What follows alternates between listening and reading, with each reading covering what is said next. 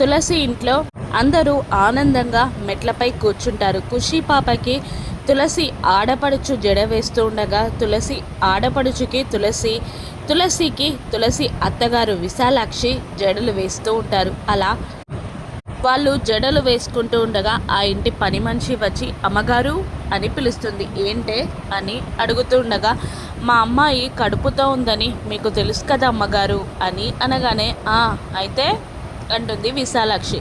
దానికి నేను సీమంతం చేయాలి అనుకుంటున్నాను అమ్మగారు, నాకు కొంచెం డబ్బు కావాలి, మీరు ఇస్తారా అని అడిగేసరికి విశాలాక్షి వెళ్ళి కొన్ని డబ్బులు తీసుకొచ్చి పని మనిషికి అందిస్తూ అయిన వాళ్ళనే కాదు అందరినీ పిలిచి ఘనంగా సీమంతం చెయ్యి అని చెప్పగానే ఆవిడ సంతోషంగా వెళ్ళిపోతుంది. అది చూసిన విశాలాక్షి కూతురు బాధగా అక్కడి నుండి వెళ్ళిపోతుంది. ఏమైంది అని తులసి ఆలోచిస్తూ ఉండగా సోఫాలో కూర్చున్న తులసి ఆడపడుచు విశాలాక్షి చేతులు పట్టుకొని అమ్మా నాకు కూడా సీమంతం జరిపించవా అమ్మా అని దీనంగా వేడుకునేసరికి షాక్ అవుతుంది విశాలాక్షి.